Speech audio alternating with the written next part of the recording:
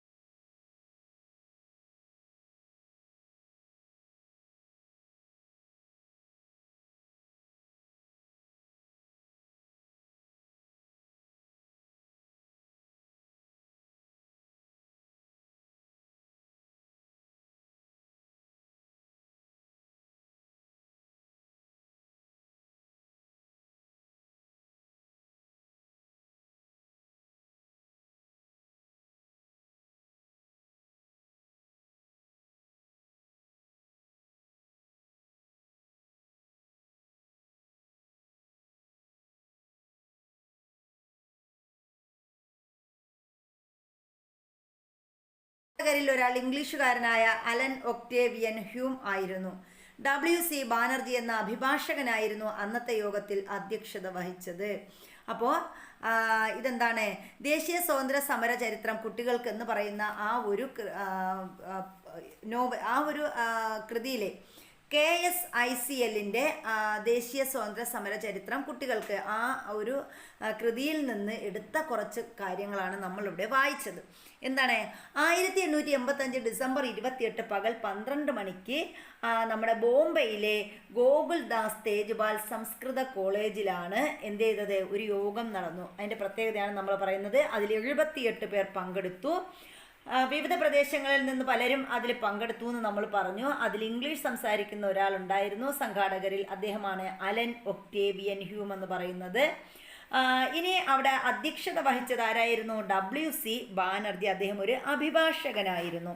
Indian national Congress എന്ന ദേശീയ സംഘടനയ്ക്ക് തുടക്കം കുറിച്ച ചരിത്രപ്രധാനമായ സമ്മേളനത്തെക്കുറിച്ചാണ് മുകളിൽ വിവരിച്ചിരിക്കുന്നത്. അപ്പം നമുക്ക് പറയാം, ഇന്ത്യൻ നാഷണൽ കോൺഗ്രസ് എന്ന് പറയുന്ന ചരിത്രപ്രസിദ്ധമായ സംഘടന രൂപീകരിച്ച വർഷം 1885 ഡിസംബർ 28 പകൽ 12 മണിക്കാണ്. ഇന്ത്യൻ നാഷണൽ കോൺഗ്രസിൻ്റെ രൂപീകരണവുമായി ബന്ധപ്പെട്ട് എന്തെല്ലാം കാര്യങ്ങളാണ് ഇതിൽ നിന്ന് കണ്ടെത്താൻ കഴിയുന്നത്? അപ്പം നമ്മൾ പറഞ്ഞതുപോലെ 1885 ഇന്ത്യൻ നാഷണൽ കോൺഗ്രസ് രൂപം നൽകിയത്. ഡിസംബർ 28 ഇത് രൂപീകരിച്ചത്. എവിടെയാണ്? ഗോകുൽദാസ് ബോംബെയിലെ ഗോകുൽദാസ് തേജ്പാൽ സംസ്കൃത കോളേജിലാണ് ഈ ഒരു സംഘടന യോഗം ആരംഭിച്ചത്. അതുപോലെ നമ്മൾ പറഞ്ഞു എന്താണ് ഇതിൻ്റെ സംഘാടകരിൽ ഒരാൾ ഇംഗ്ലീഷുകാരനായ പ്രഖ്യാതനായ അലൻ ഒക്ടേവിയൻ ഹ്യൂം ആയിരുന്നു. ഇനി അധ്യക്ഷത വഹിച്ചതാരാ? അഭിഭാഷകനായിരുന്ന WC ബാനർജി ആയിരുന്നു. പിന്നെ സമൂഹത്തിൽ ഒരുപാട് പ്രഗത്ഭ വ്യക്തികളൊക്കെ ഇതിൽ പങ്കെടുത്തു. 72 പ്രതിനിധികളാണ് അന്ന് ഈ ഒരു സമ്മേളനത്തിൽ പങ്കെടുത്തത് എന്നൊക്കെ നമ്മൾ പറഞ്ഞു. ആ 72 വ്യക്തികൾ, ആ സമ്മേളനത്തിൽ പങ്കെടുത്ത 72 വ്യക്തികളുടെ ചിത്രമാണ് ഇന്ത്യൻ നാഷണൽ കോൺഗ്രസിൻ്റെ ആദ്യ സമ്മേളനത്തിൽ പങ്കെടുത്തവരാണ് ഈ കാണിച്ചിരിക്കുന്നത്. നമ്മുടെ ഈ പാഠപുസ്തകത്തിൻ്റെ ആരംഭത്തിലും ഇവരുടെ ചിത്രമാണ് തന്നിരിക്കുന്നത്. വിവിധ പ്രദേശങ്ങളിൽ നിന്നുള്ള സാമൂഹിക രാഷ്ട്രീയ പ്രവർത്തകർക്കിടയിൽ പൊതു അഭിപ്രായം രൂപീകരിക്കുക എന്നതായിരുന്നു ഈ സമ്മേളനത്തിൻ്റെ പ്രധാന ലക്ഷ്യം. ഇന്ത്യൻ നാഷണൽ കോൺഗ്രസിൻ്റെ പ്രഖ്യാപിത ലക്ഷ്യങ്ങളാണ് ചുവടെ നൽകിയിട്ടുള്ളത്. അപ്പോൾ അന്ന് രൂപീകരിച്ച ഇന്ത്യൻ നാഷണൽ കോൺഗ്രസിൻ്റെ ചില പ്രഖ്യാപിത ലക്ഷ്യങ്ങളുണ്ടായിരുന്നു. അത് ഏതൊക്കെയാണെന്ന് നമുക്ക് നോക്കാം. ഇന്ത്യയുടെ വിവിധ ഭാഗങ്ങളിലെ രാഷ്ട്രീയ പ്രവർത്തകർക്കിടയിൽ സൗഹൃദ ബന്ധം വളർത്തുക. അപ്പോൾ എന്താണ്? ഇന്ത്യയിലെ വിവിധ ഭാഗങ്ങളിലെ രാഷ്ട്രീയ പ്രവർത്തകർക്കിടയിൽ എന്ത് ചെയ്യുക? സൗഹൃദ ബന്ധം വളർത്തുക. ജാതിയുടെയോ മതത്തിൻ്റെയോ പ്രവിശ്യയുടെയോ വ്യത്യാസമില്ലാതെ ദേശീയ ഐക്യബോധം വളർത്തുകയും ഉറപ്പിക്കുകയും ചെയ്യുക. അപ്പോൾ ജാതിയോ മതമോ പ്രവിശ്യയോ വ്യത്യാസമില്ലാതെ, അങ്ങനെ ഒരു വ്യത്യാസവുമില്ലാതെ എന്ത് ചെയ്യുക? ദേശീയ ഐക്യബോധം വളർത്തുകയും ഉറപ്പിക്കുകയും ചെയ്യുക. പൊതു ആവശ്യങ്ങൾക്ക് രൂപം നൽകുകയും അവ ബ്രിട്ടീഷ് ഗവൺമെൻറ്റിന് മുമ്പാകെ അവതരിപ്പിക്കുകയും ചെയ്യുക. അപ്പോൾ പൊതു ആവശ്യങ്ങൾക്ക് രൂപം നൽകുക, അവ ബ്രിട്ടീഷ് ഗവൺമെൻറ്റിന് മുമ്പാകെ അവതരിപ്പിക്കുക. ഇതൊക്കെ ഈ ഒരു നമ്മുടെ INCയുടെ ഇന്ത്യൻ നാഷണൽ കോൺഗ്രസിൻ്റെ പ്രഖ്യാപിത ലക്ഷ്യങ്ങളിൽ പെടുന്നവയാണ്. ഇനിയുണ്ട് രാജ്യത്ത് പൊതു അഭിപ്രായം രൂപീകരിക്കുകയും ജനങ്ങളെ സംഘടിപ്പിക്കുകയും ചെയ്യുക. അപ്പോൾ പൊതു അഭിപ്രായം രാജ്യത്ത് രൂപീകരിക്കണം. അതുപോലെ ഈ പൊതു അഭിപ്രായം രൂപീകരിച്ചാൽ അതിൽ ജനങ്ങളെ സംഘടിപ്പിക്കുകയും ചെയ്യുക. അഖിലേന്ത്യാ മത്സര പരീക്ഷകൾക്ക് ഇന്ത്യയിലും കേന്ദ്രങ്ങൾ അനുവദിക്കുക. അപ്പോൾ അഖിലേന്ത്യാ മത്സര പരീക്ഷകൾ നടത്തുമ്പോൾ അവിടെ അതിൻ്റെ കേന്ദ്രം ഇന്ത്യയിൽ കൂടി അനുവദിക്കുക. നേരത്തെ അത് ഇംഗ്ലണ്ടിലൊക്കെ മാത്രമായിട്ട് ചുരുങ്ങിപ്പോയിരുന്നു. അപ്പോൾ ഇന്ത്യയിലുള്ളവർക്ക് എന്ത് ചെയ്യാൻ പറ്റത്തില്ല? അഖിലേന്ത്യാ മത്സര പരീക്ഷകളൊന്നും എഴുതാൻ പറ്റത്തില്ല. അതുകൊണ്ട് ഈ ഒരു മത്സര പരീക്ഷാ കേന്ദ്രങ്ങൾ ഇവിടെ ഇന്ത്യയിലും കേന്ദ്രങ്ങൾ അനുവദിക്കുക എന്ന ഒരു പ്രഖ്യാപിത ലക്ഷ്യത്തിലുണ്ടായിരുന്നു. ഇതൊക്കെയാണ് നമ്മുടെ കോൺഗ്രസിൻ്റെ പ്രഖ്യാപിത ദേശീയ ഐക്യം ബോധം വളർത്തുക. അങ്ങനെ കുറേ നമ്മൾ പറഞ്ഞ ഇതൊക്കെയാണ് പ്രഖ്യാപിത ലക്ഷ്യങ്ങൾ വരുന്നത്. എല്ലാ വർഷവും ഡിസംബർ മാസത്തിൽ ഇന്ത്യൻ നാഷണൽ കോൺഗ്രസിൻ്റെ വാർഷിക സമ്മേളനം രാജ്യത്തിൻ്റെ വിവിധ ഭാഗങ്ങളിൽ നടത്തിയിരുന്നു. അപ്പോൾ എല്ലാ വർഷവും ഡിസംബർ 28 ഇന്ത്യൻ നാഷണൽ കോൺഗ്രസ് രൂപീകരിച്ച ആ ഒരു ഡേറ്റ് എന്ന് പറയുന്നത്. അതുകൊണ്ട് തന്നെ എല്ലാ വർഷവും ഈ ഒരു ഡേറ്റിൽ രാജ്യത്തിൻ്റെ വിവിധ ഭാഗങ്ങളിൽ ഈ ഒരു വാർഷിക സമ്മേളനം നടത്തിയിരുന്നു.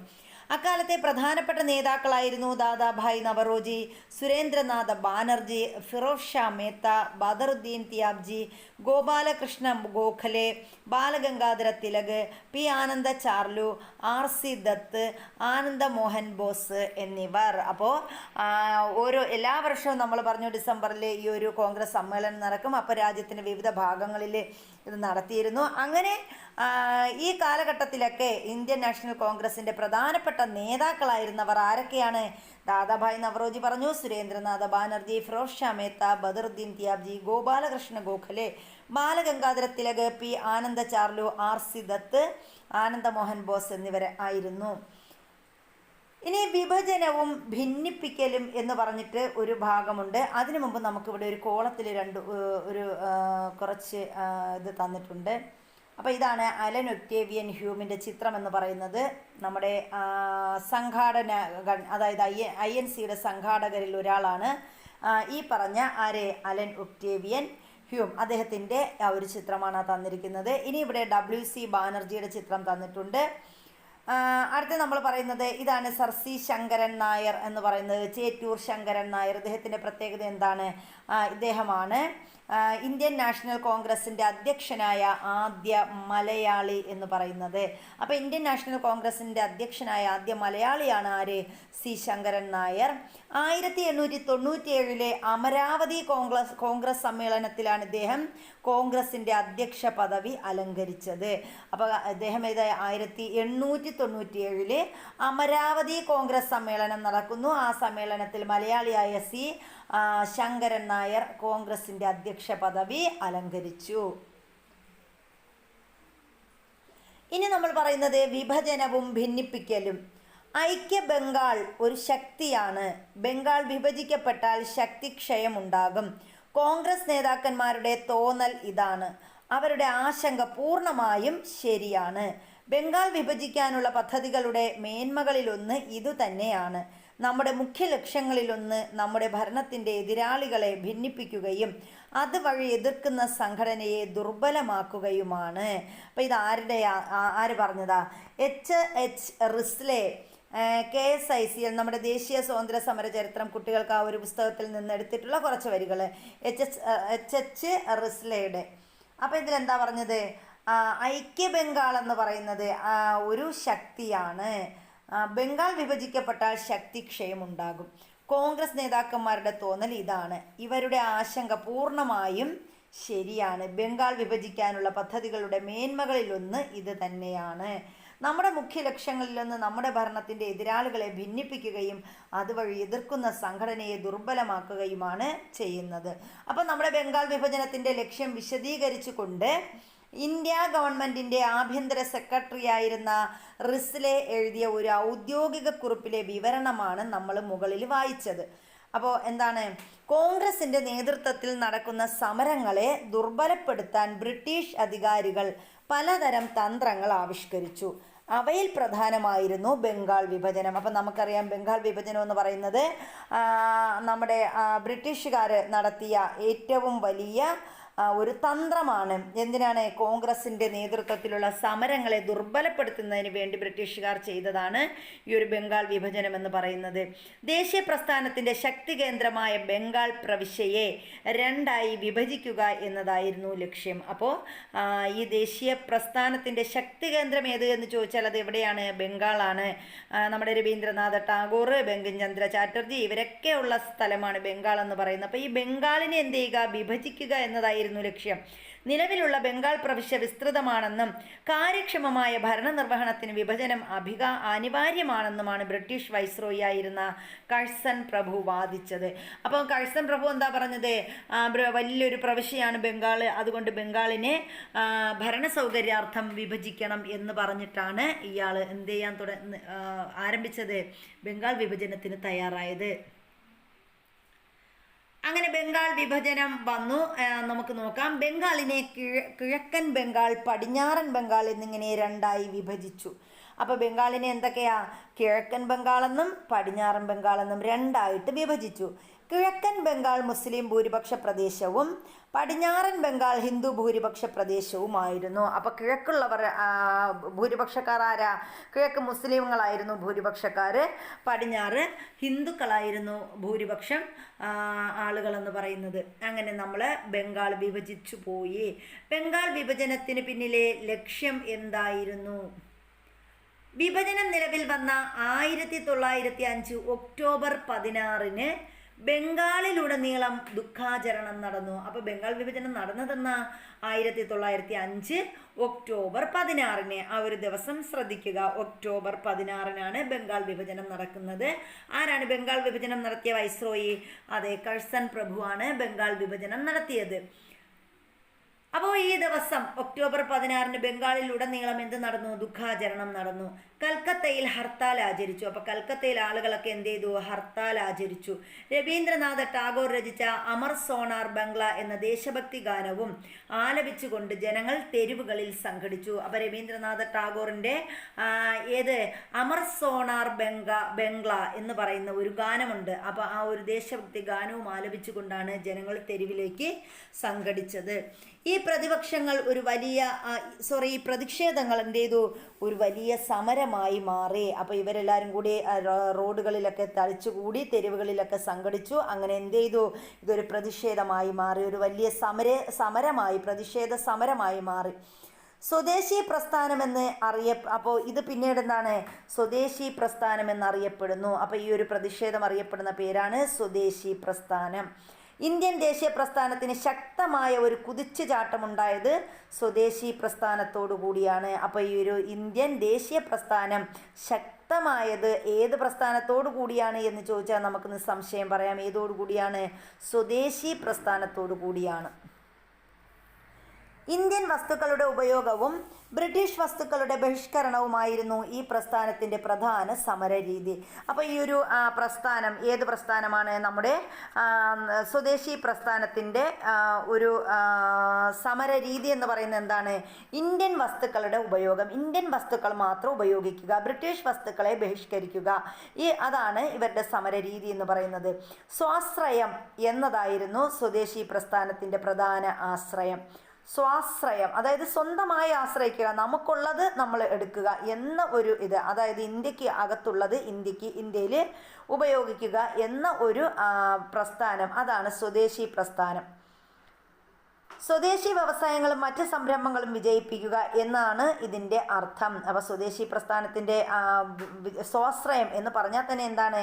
സ്വദേശി വ്യവസായങ്ങളും മറ്റ് സംരംഭങ്ങളും വിജയിപ്പിക്കുക എന്നതാണ്. ബ്രിട്ടീഷ് ഉൽപ്പന്നങ്ങൾ ബഹിഷ്കരിക്കുകയും അങ്ങനെ സർക്കാരിന് കച്ചവടത്തിലൂടെ ലഭിക്കുന്ന വരുമാനം ഇല്ലാതാക്കുകയുമായിരുന്നു സ്വദേശി സമരത്തിൻ്റെ ലക്ഷ്യം.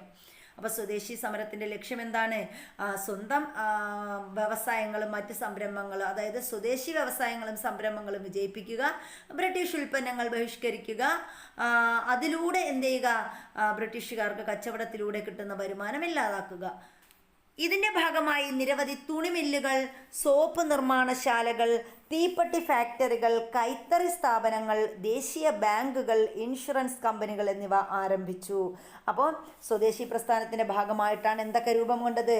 തുണിമില്ലുകൾ, ഇന്ത്യക്കകത്ത് തന്നെ നിരവധി തുണിമില്ലുകൾ നിലവിൽ വന്നു, സോപ്പ് നിർമ്മാണ കമ്പനികൾ, സോപ്പ് നിർമ്മാണശാലകൾ വന്നു, തീപ്പെട്ടി ഫാക്ടറികൾ വന്നു, കൈത്തറി സ്ഥാപനങ്ങൾ, ദേശീയ ബാങ്കുകൾ, ഇൻഷുറൻസ് കമ്പനികൾ എന്നിവ ആരംഭിച്ചത് ഈ സ്വദേശി പ്രസ്ഥാനത്തിൻ്റെ ഭാഗമായിട്ടാണ്. ആചാര്യ PC റോയ് ആരംഭിച്ച ബംഗാൾ കെമിക്കൽ സ്റ്റോർ. അപ്പോൾ ബംഗാൾ കെമിക്കൽ സ്റ്റോർ ആരാ ആരംഭിച്ചത്? ആചാര്യ PC റോയ് ആരംഭിച്ചതാണ് ബംഗാൾ കെമിക്കൽ സ്റ്റോർ. രവീന്ദ്രനാഥ ടാഗോർ തുടക്കമിട്ട സ്വദേശി സ്റ്റോർ. അപ്പോൾ സ്വദേശി സ്റ്റോർ എന്ന് പറയുന്ന ഒരു പേരിൽ രവീന്ദ്രനാഥ ടാഗോറും ഒരു പ്രസ്ഥാനം തുടങ്ങി. അപ്പോൾ സ്വദേശി സ്റ്റോർ. B ചിദംബരം പിള്ളയുടെ നേതൃത്വത്തിൽ ആരംഭിച്ച സ്വദേശി സ്റ്റീം നാവിഗേഷൻ കമ്പനി. അപ്പോൾ B ചിദംബരം പിള്ള അദ്ദേഹത്തിൻ്റെത് എന്താണ്? സ്വദേശി സ്റ്റീം നാവിഗേഷൻ കമ്പനി ആരംഭിച്ചതാരാ? B Chidambaram Pillai. Swadeshi steam navigation company. Jamshedji Tata ആരംഭിച്ച സ്റ്റീൽ ഫാക്ടറി. അപ്പോൾ നമുക്കറിയാം ജംഷഡ്ജി ടാറ്റയുടേതാണ് എന്ത്? Steel factory. ഇവയും സ്വദേശി സമരത്തിൻ്റെ ഭാഗമായി രൂപം കൊണ്ടവയാണ്. അപ്പോൾ ഇങ്ങനെ ചോദിക്കാം, സ്വദേശി പ്രസ്ഥാനത്തിൻ്റെ ഭാഗമായി സ്വദേശി സ്റ്റോർ ആരംഭിച്ചത് ആരാണ്? രവീന്ദ്രനാഥ ടാഗോറാണ്. ബംഗാൾ കെമിക്കൽ സ്റ്റോർ ആണെങ്കിലോ അത് ആചാര്യ PC റോയ് സ്ഥാപിച്ചു. അതുപോലെ സ്റ്റീം നാവിഗേഷൻ കമ്പനി സ്ഥാപിച്ചത് ആരാണ്? V ചിദംബരം പിള്ളയാണ്. ജംഷഡ്ജി ടാറ്റ എന്ത് സ്ഥാപിച്ചു? സ്റ്റീൽ ഫാക്ടറി സ്ഥാപിച്ചു. സുരേന്ദ്രനാഥ ബാനർജി സ്വദേശി പ്രസ്ഥാനത്തെക്കുറിച്ച് നൽകിയ വിവരണമാണ് ചുവടെ നൽകിയിട്ടുള്ളത്. എന്താ അദ്ദേഹം പറഞ്ഞത്? നമ്മുടെ സുരേന്ദ്രനാഥ ബാനർജി പറഞ്ഞത് നോക്കാം. കരുത്തിൻ്റെ നാളുകളിൽ സ്വദേശി പ്രസ്ഥാനം നമ്മുടെ സാമൂഹിക ഗാർഹിക ജീവിതത്തിൻ്റെ മുഴുവൻ പ്രതലത്തിനും നിറം ചാർത്തി. ഇന്ത്യയിൽ നിർമ്മിച്ചെടുക്കാവുന്നത് പോലെയുള്ള വിദേശ വസ്തുക്കൾ ഉൾപ്പെട്ട വിവാഹ സമ്മാനങ്ങൾ മടക്കി നൽകപ്പെട്ടു. അപ്പോൾ ഇന്ത്യയിൽ നിർമ്മിച്ചെടുക്കാവുന്നത് പോലെയുള്ള വിദേശ വസ്തുക്കൾ ഉൾപ്പെട്ട വിവാഹ സമ്മാനങ്ങൾ മടക്കി നൽകപ്പെട്ടു. ദേവന്മാർക്ക് നിവേദ്യമായി വസ്തുക്കൾ സമർപ്പിക്കപ്പെട്ട ചടങ്ങുകളിൽ കാർമ്മികത്വം വഹിക്കുവാൻ പുരോഹിതർ പലപ്പോഴും എതിർപ്പ് പ്രകടിപ്പിച്ചു. വിദേശ ഉപ്പോ പഞ്ചസാരയോ ഉപയോഗിച്ച ആഘോഷവേളകളിൽ പങ്കെടുക്കാൻ അതിഥികൾ വിസമ്മതിച്ചു. അപ്പോൾ ഇതൊക്കെ ബിപിൻ ചന്ദ്രയുടെ ആധുനിക ഇന്ത്യ എന്ന് പറയുന്ന ഒരു പുസ്തകത്തിൽ നിന്ന് എടുത്തിട്ടുള്ളതാണ്. അപ്പോൾ അദ്ദേഹം പറഞ്ഞതാണ് നമ്മളിവിടെ വായിച്ചത്. അപ്പോൾ ഈ വിവരണത്തിൽ നിന്ന് സ്വദേശി പ്രസ്ഥാനവുമായി ബന്ധപ്പെട്ട് നമുക്ക് കണ്ടെത്താൻ കഴിയുന്ന വസ്തുതകൾ പട്ടികപ്പെടുത്താൻ പറഞ്ഞിട്ടുണ്ട്. അപ്പോൾ എന്തൊക്കെയാണ് ഇതിൽ നിന്ന് നമുക്ക് മനസ്സിലാക്കാൻ പറ്റുന്നത്? വിദേശ വസ്തുക്കൾ ഉൾപ്പെട്ട വിവാഹ സമ്മാനങ്ങൾ മടക്കി നൽകപ്പെട്ടു. അപ്പോൾ ഈ വിദേശ വസ്തുക്കളൊക്കെ ഉൾപ്പെടുത്തിക്കൊണ്ട് വിവാഹ സമ്മാനം നൽകുമല്ലോ, അതൊക്കെ എന്ത് ചെയ്തു? മടക്കി നൽകപ്പെട്ടു. അതുപോലെ ദേവന്മാർക്ക് നിവേദ്യമായി വസ്തുക്കൾ സമർപ്പിക്കപ്പെട്ട ചടങ്ങുകളിൽ കാർമ്മികത്വം വഹിക്കുവാൻ പുരോഹിതർ തയ്യാറായില്ല, എതിർപ്പ് പ്രകടിപ്പിച്ചു. വിദേശ ഉപ്പോ പഞ്ചസാരയോ ഉപയോഗിച്ച് ആഘോഷവേളകളിൽ പങ്കെടുക്കാൻ അതിഥികൾ എന്ത് ചെയ്തു? വിസമ്മതിച്ചു. അപ്പോൾ ഇതൊക്കെയാണ് സ്വദേശി പ്രസ്ഥാനത്തിൻ്റെ ഈ സ്വദേശി പ്രസ്ഥാനവുമായി നടന്ന കാര്യങ്ങൾ ഇന്ത്യക്കുള്ളിൽ. ഇത്തരം പ്രചരണ പരിപാടികൾ സ്വദേശി പ്രസ്ഥാനത്തിൻ്റെ ആശയങ്ങളെക്കുറിച്ച് അവബോധമുണ്ടാക്കുകയും ഇന്ത്യൻ ജനതയിൽ വലിയ സ്വാധീനം ചെലുത്തുകയും ചെയ്തു. ഇതിലൂടെ ഇന്ത്യയിലെ സാധാരണക്കാരും സ്ത്രീകളും വിദ്യാർത്ഥികളും ആദ്യമായി ഒരു രാഷ്ട്രീയ പ്രസ്ഥാനത്തിൽ പങ്കാളികളായി. ഈ പ്രസ്ഥാനത്തിൻ്റെ സ്വാധീനം സാംസ്കാരികം, വിദ്യാഭ്യാസം, സാമ്പത്തികം, രാഷ്ട്രീയം എന്നീ മേഖലകളിൽ അനുഭവപ്പെട്ടു. അപ്പോൾ സ്വദേശി പ്രസ്ഥാനത്തിൻ്റെ ആശയം വളരെ വലുതായിരുന്നു അല്ലേ? അപ്പോൾ ഇതിൻ്റെ ഭാഗമായിട്ടാണ് ഇന്ത്യയിൽ എന്തൊക്കെ വന്നത്? ഈ പ്രസ്ഥാനത്തിൻ്റെ സ്വാധീനം മൂലമാണ് ഇന്ത്യയുടെ സാംസ്കാരിക രംഗത്തും വിദ്യാഭ്യാസ രംഗത്തും സാമ്പത്തിക രംഗത്തും രാഷ്ട്രീയ രംഗത്തുമൊക്കെ മാറ്റങ്ങൾ വന്നത്. അവിടെയൊക്കെ ഇന്ത്യയിൽ വിദ്യാഭ്യാസ സ്ഥാപനങ്ങളൊക്കെ, ഇന്ത്യയുടേതായ വിദ്യാഭ്യാസ സ്ഥാപനങ്ങളെല്ലാം വന്നത് സ്വദേശി പ്രസ്ഥാനത്തിലൂടെയാണ്. ഇന്ത്യൻ സ്വാതന്ത്ര്യ സമര പ്രസ്ഥാനം ദേശീയ തലത്തിലേക്ക് വ്യാപിപ്പിക്കാനും സ്വദേശി എന്ന പുതിയ സമരമാർഗം സ്വാതന്ത്ര്യ സമരത്തിന് സംഭാവന ചെയ്യാനും സ്വദേശി പ്രസ്ഥാനത്തിന് സാധിച്ചു. അപ്പോൾ സ്വദേശി പ്രസ്ഥാനത്തിലൂടെ ഒരുപാട് കാര്യങ്ങൾ എന്ത് ചെയ്തു വന്നു എന്നുവെച്ചാൽ നമ്മുടെ ഇന്ത്യൻ സ്വാതന്ത്ര്യ സമര പ്രസ്ഥാനം ദേശീയ തലത്തിലേക്ക് വ്യാപിച്ചു. അപ്പം നേരത്തെ നമ്മൾ പറഞ്ഞു അവിടെ കുറച്ച് പേര് അടങ്ങുന്ന ഒരു പ്രസ്ഥാനമാണ് ഇന്ത്യൻ സ്വാതന്ത്ര്യ സമര പ്രസ്ഥാനമായത്. പിന്നീട് ഇത് ദേശീയ തലത്തിലേക്ക് വ്യാപിക്കാനും സ്വദേശി എന്ന പുതിയ സമരമാർഗം സ്വാതന്ത്ര്യ സമരത്തിന് സംഭാവന ചെയ്യാനും സ്വദേശി പ്രസ്ഥാനത്തിന് സാധിച്ചു. സ്വദേശി പ്രസ്ഥാനം ദേശീയ സമരത്തെ സാധാരണക്കാരിലേക്ക് എത്തിച്ചു. ഇനി ഇവിടെ നമുക്ക് പറയാൻ പറ്റുന്നത് എന്താണ്? സ്വദേശി സമിതികൾ എന്ന് പറഞ്ഞിട്ട് ഒരു ബോക്സ് തന്നിട്ടുണ്ട്, നമുക്ക് നോക്കാം. ഇവിടെ അശ്വിനി കുമാർ ദത്തിൻ്റെ ഒരു ചിത്രമാണ് തന്നിരിക്കുന്നത്. ഈ കാണുന്ന ആളാണ് അശ്വിനി കുമാർ ദത്ത്. അപ്പം എന്താണെന്ന് നോക്കാം. സ്വദേശി പ്രസ്ഥാനത്തിൻ്റെ സന്ദേശം പ്രചരിപ്പിക്കാനും ജനങ്ങളെ സംഘടിപ്പിക്കാനുമായി പ്രവർത്തിച്ചിരുന്ന സന്നദ്ധ സംഘടനകളാണ് സ്വദേശി സമിതികൾ. അപ്പോൾ സ്വദേശി സമിതികൾ എന്താണെന്ന് നമുക്ക് മനസ്സിലായല്ലോ. സ്വദേശി പ്രസ്ഥാനത്തിന് വേണ്ടിയിട്ട് സന്ദേശം പ്രചരിപ്പിക്കുക, അതിനുവേണ്ടി ജനങ്ങളെ സംഘടിപ്പിക്കുക, ഇതിനു വേണ്ടി പ്രവർത്തിച്ച ഒരു സന്നദ്ധ സംഘടനയാണ് സ്വദേശി സമിതി എന്ന് പറയുന്നത്. അശ്വിനി കുമാർ ദത്ത് രൂപീകരിച്ച സ്വദേശി ബാന്ധവ് സമിതി ഇതിൽ പ്രധാനപ്പെട്ടതായിരുന്നു. അപ്പോൾ അങ്ങനെയുള്ള സമിതികളിൽ ഒന്നാണ് നമ്മുടെ അശ്വിനി കുമാർ ദത്ത് രൂപീകരിച്ച സ്വദേശി ബാന്ധവ് സമിതി. അപ്പോൾ സ്വദേശി ബാന്ധവ് സമിതി എന്ന് പറയുന്നത് രൂപീകരിച്ചതാരാ? അശ്വിനി കുമാർ ദത്താണ്. സന്നദ്ധ ഭടന്മാർക്ക് കായിക പരിശീലനം നൽകുക, പകർച്ചവ്യാധിയും മറ്റുമൂലം ദുരിതമനുഭവിക്കുന്നവരെ സഹായിക്കുക, സ്വദേശി വിദ്യാലയങ്ങൾ സ്ഥാപിക്കുക എന്നിവയായിരുന്നു പ്രധാന ലക്ഷ്യങ്ങൾ. അപ്പോൾ ഈ സ്വദേശി സമിതികളുടെ പ്രധാന ലക്ഷ്യം എന്താണ്? ഈ പറഞ്ഞതൊക്കെ തന്നെ. സന്നദ്ധ ഭടന്മാർക്ക് കായിക പരിശീലനം നൽകുക, പകർച്ചവ്യാധിയും മറ്റും മൂലം ദുരിതമനുഭവിക്കുന്നവരെ സഹായിക്കുക, സ്വദേശി വിദ്യാലയങ്ങൾ സ്ഥാപിക്കുക എന്നിവയാണ് ഈ സ്വദേശി സമിതികളുടെ പ്രധാന ലക്ഷ്യങ്ങൾ. അപ്പോൾ നമ്മുടെ സ്വദേശി ബാന്ധവ് സമിതി രൂപീകരിച്ചത് ആരാണ്? അശ്വിനി കുമാർ ദത്താണ്. ഇനി നമ്മൾ മിതവാദികളെയും മിതവാദികളും തീവ്ര ദേശീയവാദികളുമാണ് നമ്മൾ പഠിക്കുന്നത്. വളരെ ഇമ്പോർട്ടൻ്റ് ആണ് ഈ ഒരു ഭാഗവും. എന്താണ്? ഇന്ത്യൻ നാഷണൽ കോൺഗ്രസിൻ്റെ പ്രവർത്തന രീതികളെ സംബന്ധിച്ച് നേതാക്കൾക്കിടയിൽ വ്യത്യസ്ത അഭിപ്രായങ്ങൾ നിലനിന്നിരുന്നു. ബ്രിട്ടീഷുകാർക്കെതിരെ പ്രത്യക്ഷ സമരത്തിന് ആദ്യകാല നേതാക്കൾ തയ്യാറായിരുന്നില്ല. അവർ മിതവാദികൾ എന്നാണ് അറിയപ്പെട്ടത്. അപ്പോൾ ബ്രിട്ടീഷുകാർക്കെതിരെ പ്രത്യക്ഷ സമരത്തിന് ആദ്യകാല നേതാക്കൾ തയ്യാറായിരുന്നില്ല. അങ്ങനെ തയ്യാറാവാത്ത നേതാക്കൾ അറിയപ്പെട്ടിരുന്നത് എന്താണ്? മിതവാദികൾ എന്നാണ് അറിയപ്പെട്ടിരുന്നത്. ഈ മിതവാദികളിൽ ഉൾപ്പെട്ടവരാരൊക്കെയാ? ഫിറോസ് ഷാ മേത്ത, ഗോപാലകൃഷ്ണ ഗോഖലെ, ദാദാഭായ് നവറോജി എന്നിവരായിരുന്നു മിതവാദികളിൽ പ്രധാനികൾ. അപ്പോൾ ദാദാഭായ് നവറോജി, ഫിറോസ് ഷാ മേത്ത, ഗോപാലകൃഷ്ണ ഗോഖലെ ഇവരൊക്കെയാണ് ആര്? മിതവാദികളിൽ ഉൾപ്പെട്ടിരുന്നത്. ഇനി സമാധാനപരവും രക്തരഹിതവുമായ സമരങ്ങളിലൂടെയും യോഗങ്ങൾ, പ്രസംഗങ്ങൾ, പ്രമേയങ്ങൾ എന്നിവയിലൂടെയും അവർ തങ്ങളുടെ ആശയങ്ങൾ പ്രചരിപ്പിച്ചു. അപ്പം മിതവാദികളുടെ പ്രചരണ രീതി എങ്ങനെയായിരുന്നു? സമാധാനപരമായിരുന്നു, രക്തരഹിതപരമായിരുന്നു. അതുപോലെ സമരങ്ങളിലൂടെയും രക്തരഹിതമായ സമരങ്ങളിലൂടെയും യോഗങ്ങൾ, പിന്നെ പ്രസംഗങ്ങൾ, പ്രമേയങ്ങൾ എന്നിവയിലൂടെയുമൊക്കെയാണ് ഇവർ തങ്ങളുടെ ആശയങ്ങൾ പ്രചരിപ്പിച്ചത്. ഇനി മിതവാദികളുടെ ആശയങ്ങളോടും പ്രവർത്തനങ്ങളോടും അതൃപ്തരായ മറ്റൊരു വിഭാഗം കോൺഗ്രസിൽ ശക്തരായി. അപ്പോൾ ഈ മിതവാദികളുടെ സാമട്ടൊക്കെ കണ്ടപ്പോൾ മറ്റൊരു വിഭാഗം ആൾക്കാർക്ക് ഇത് പിടിച്ചില്ല. അവർ എന്ത് ചെയ്തു? തീവ്ര ദേശീയവാദികൾ എന്നറിയപ്പെട്ടു. അവർക്ക് ഈ തീവ്ര ദേശീയവാദികളിൽ ഉൾപ്പെട്ടവരാരൊക്കെയാ?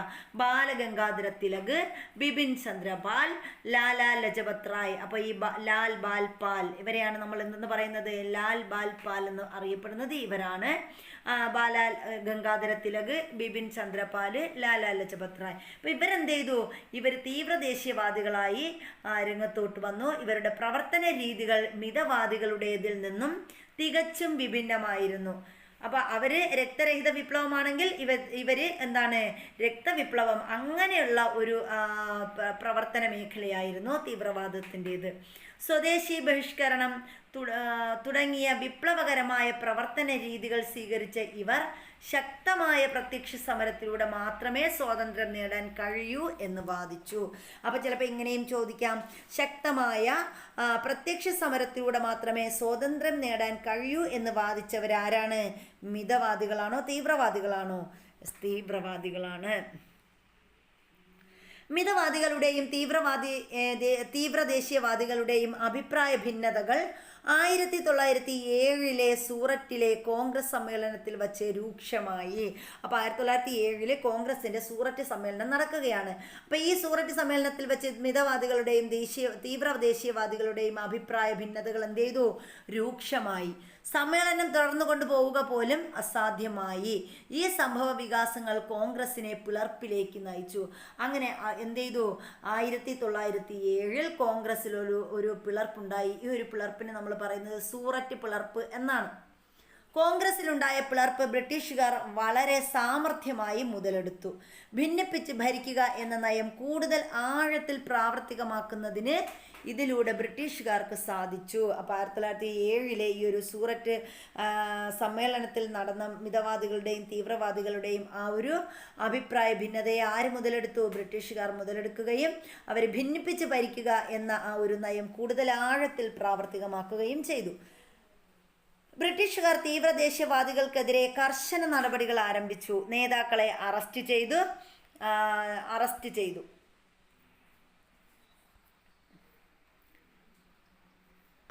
എന്ത് ചെയ്തു? ജയിലിൽ അടച്ചു. ബാലഗംഗാധര തിലക് ഉൾപ്പെടെ പലരെയും നാടുകടത്തി. പല നേതാക്കളും രാഷ്ട്രീയം ഉപേക്ഷിച്ചു.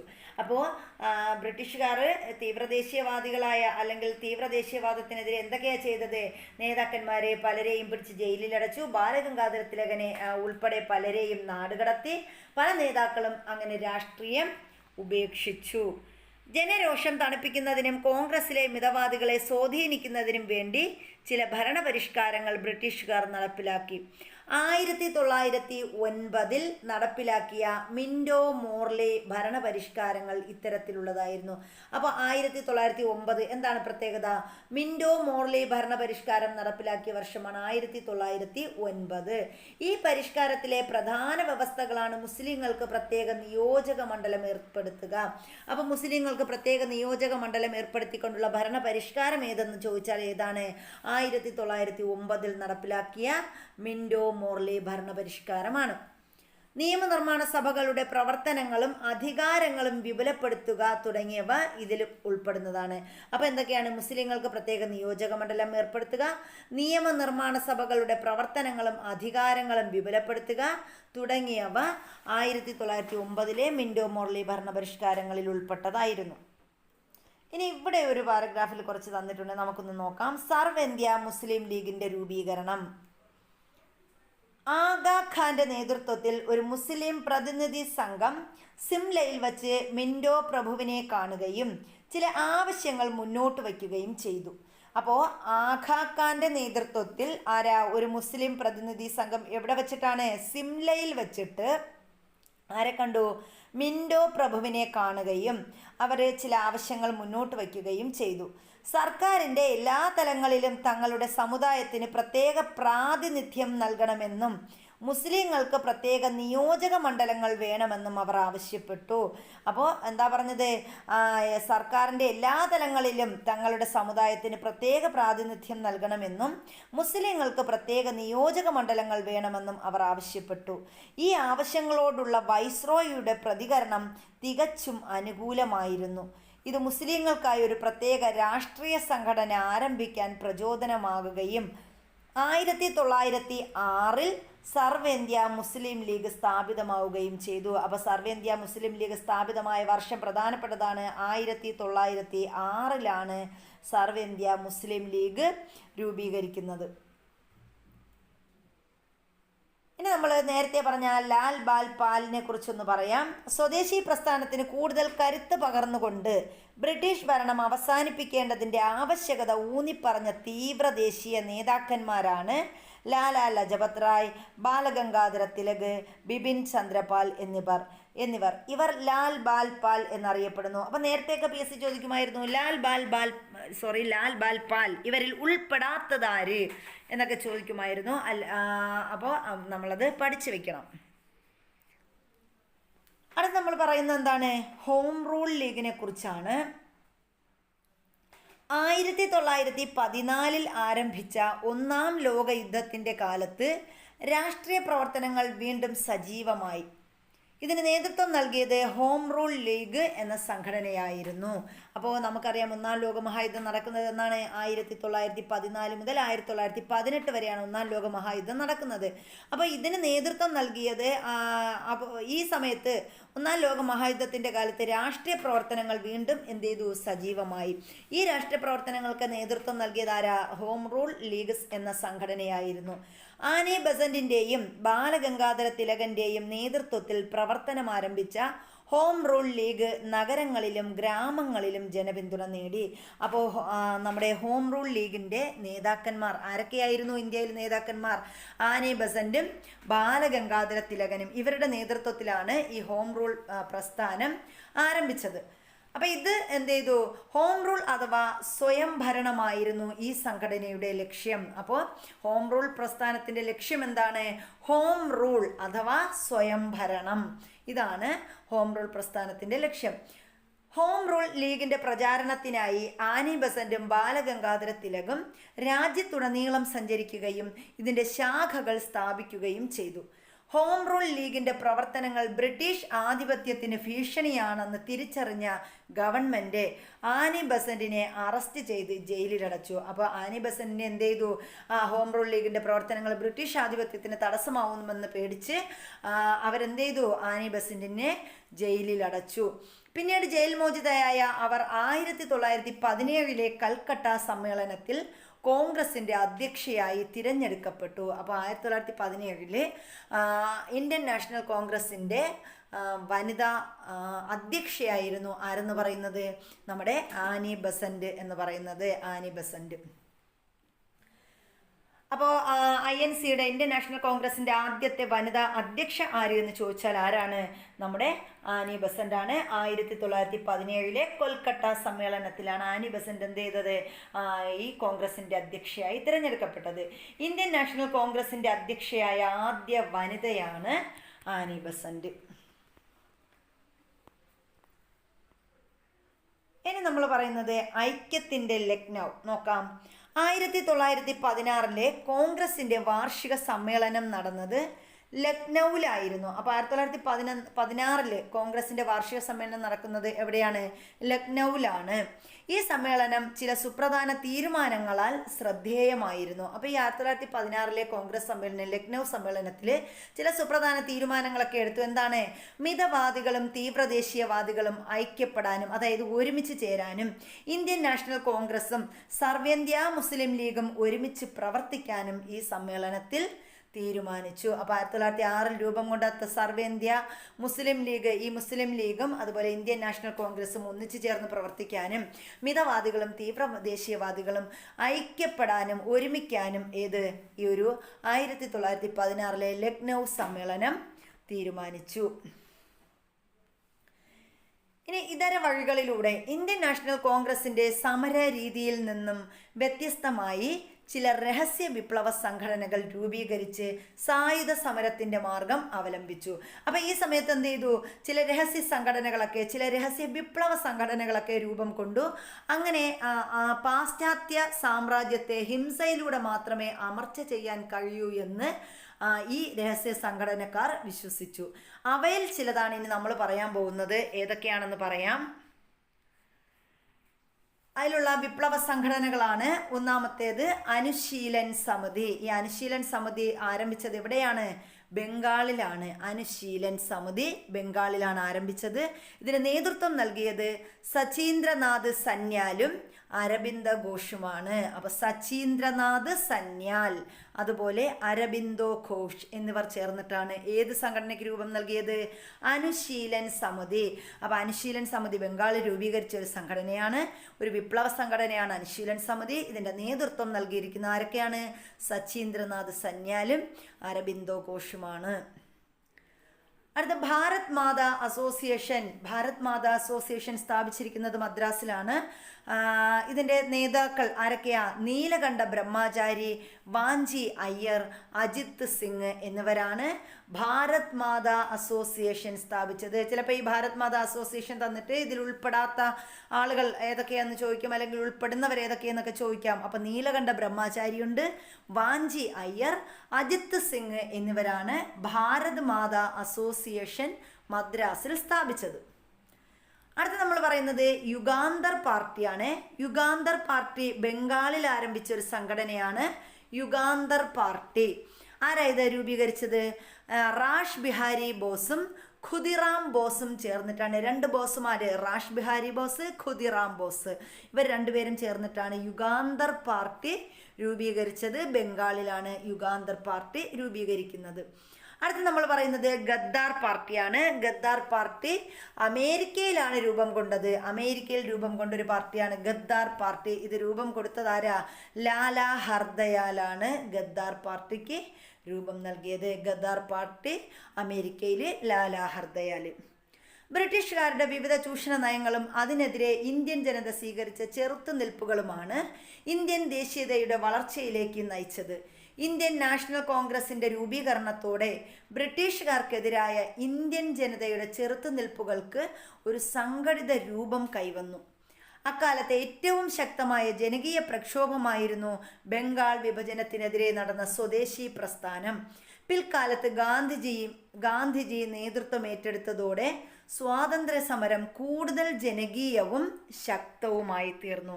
അപ്പോൾ ഇത്രയുമാണ് നമ്മുടെ ഈ ഒരു ചാപ്റ്റർ എന്ന് പറയുന്നത്. വളരെ വളരെ ഇമ്പോർട്ടൻ്റ് ആയിട്ടുള്ളൊരു ചാപ്റ്ററാണ്. ഇതിലൂടെ ഒരുപാട് കാര്യങ്ങൾ നമുക്ക് പഠിക്കാനുണ്ട്. ഒരുപാട് വിപ്ലവ പ്രസ്ഥാനങ്ങളുണ്ട്, സംഘടനകളുണ്ട്, രാഷ്ട്രീയ പ്രസ്ഥാനങ്ങളുണ്ട്, ഒരുപാട് നേതാക്കന്മാരെ നമുക്കിതിൽ പഠിക്കാനുണ്ട്. പത്രങ്ങളെക്കുറിച്ച് പറയുന്നുണ്ട്, അതുപോലെ സാമൂഹ്യ പരിഷ്കർത്താക്കൾ പറയുന്നുണ്ട്. ഇതെല്ലാം അങ്ങനെ ഒരു വളരെ ഇമ്പോർട്ടൻ്റ് ആയിട്ടുള്ളൊരു ചാപ്റ്ററാണ് നമ്മളിവിടെ കഴിഞ്ഞത്.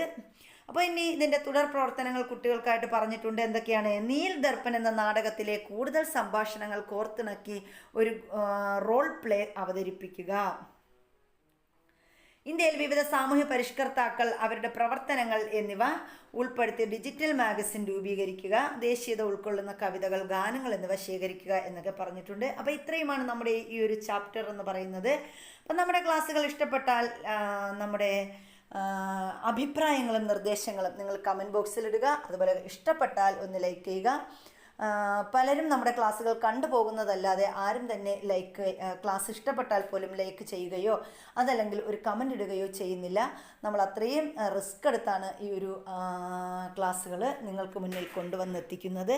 അപ്പോൾ നിങ്ങൾക്ക് കഴിയുമെങ്കിൽ ഇതിൻ്റെ